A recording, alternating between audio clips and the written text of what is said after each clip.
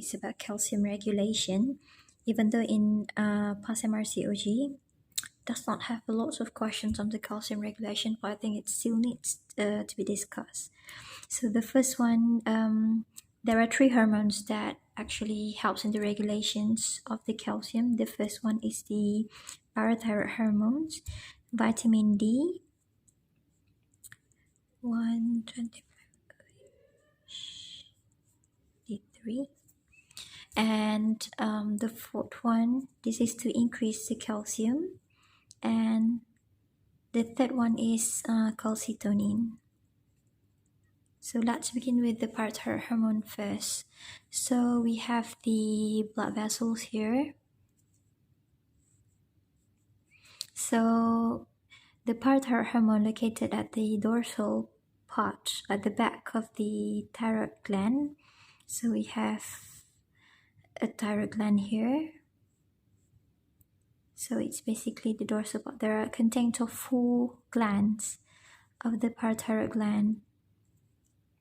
And the parathyroid gland mainly composed of chief cells, which will secrete the parathyroid hormones.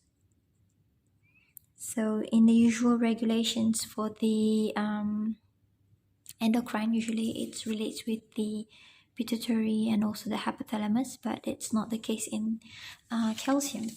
So we have parathyroid hormones here. So parathyroid hormones basically will have a lot of actions. And the first one on the bone, which it will increase the osteoclast activity.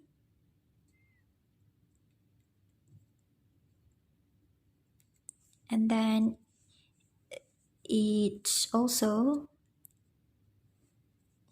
acts on the small intestine to increase the absorption. So here it causes the resorption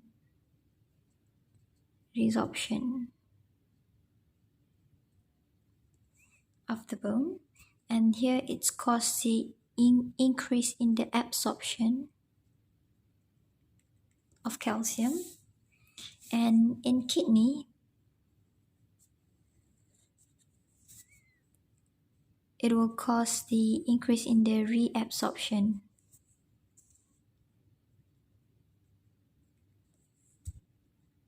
So we have the glomerulus, we have the proximal convoluted tubules, we have the loop of Henle, and distal convoluted tubules, and collecting tubules. So parathyroid hormones will actually increase the reabsorptions of the calcium, gets into the blood vessels from the distal convoluted tubules. Okay, so let's go back to the osteoclast activity. So we have two kind of cells in the bone. So we have the osteoblast,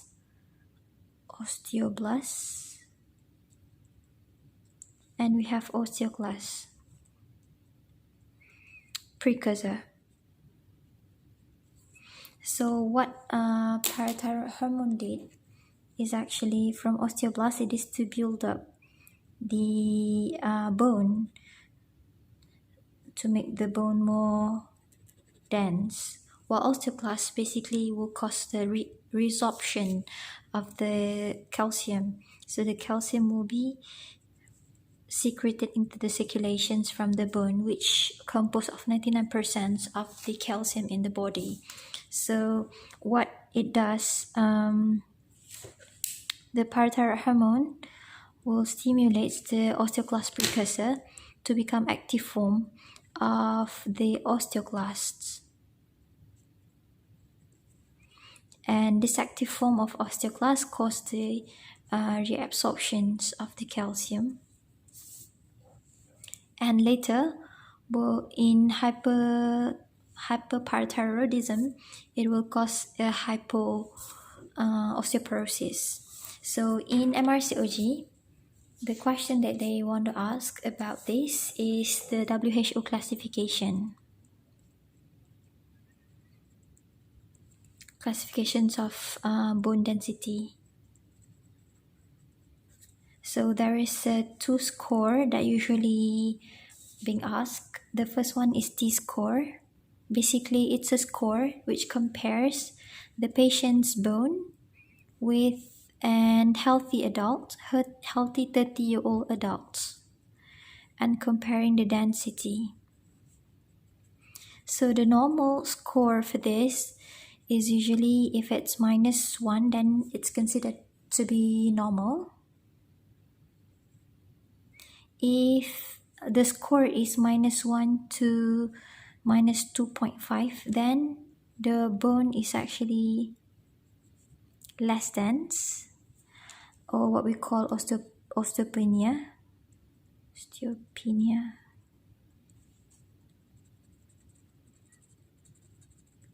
If the score is less than -2.5, then we call it osteoporosis.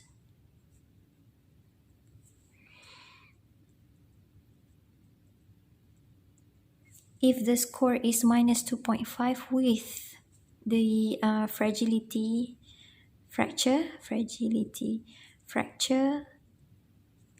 which includes the fracture on the hip, wrist, and also spine. So it's considered as severe osteoporosis. So basically this is the classifications. It's a T score. And we have another classification, which is the Z score.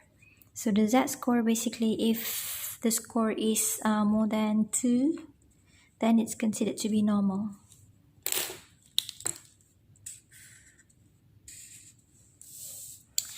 So let's go to the what happened in the kidney. So as we know,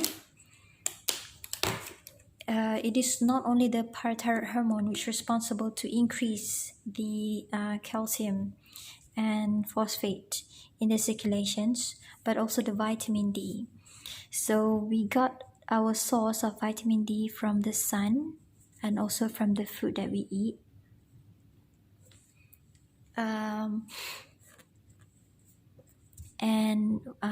Vitamin D.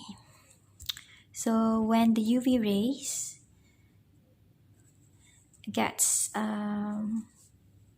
activated, or the UV ray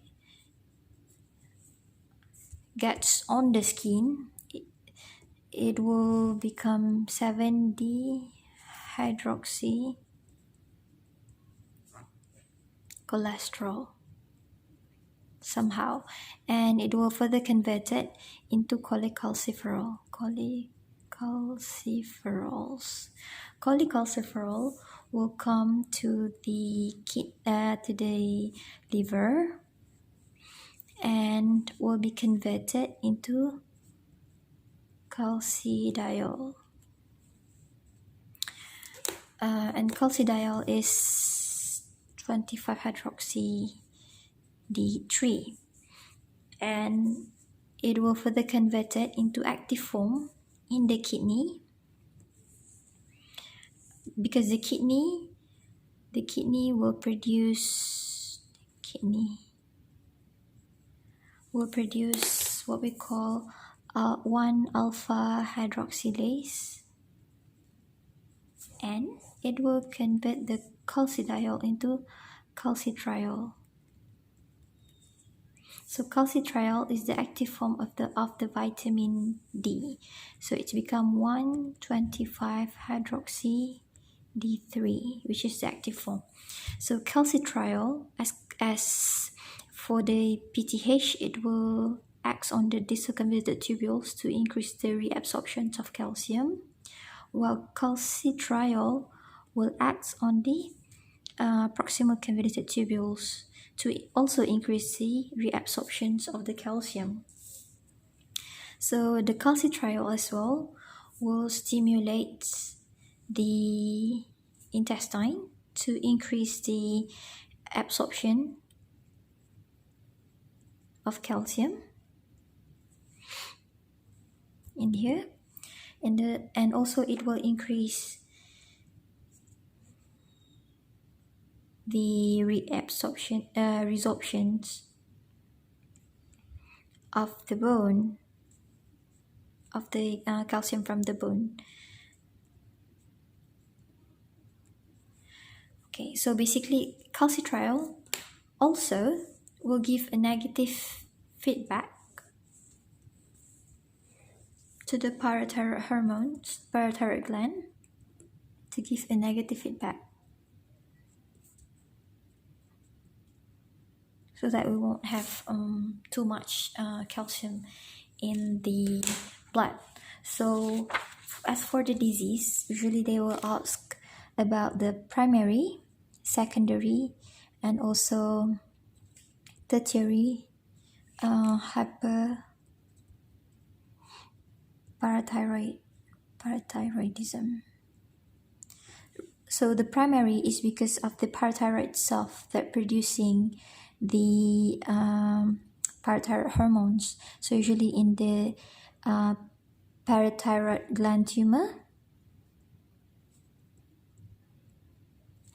you will have a high PTH, and also due to that the calcium will be high.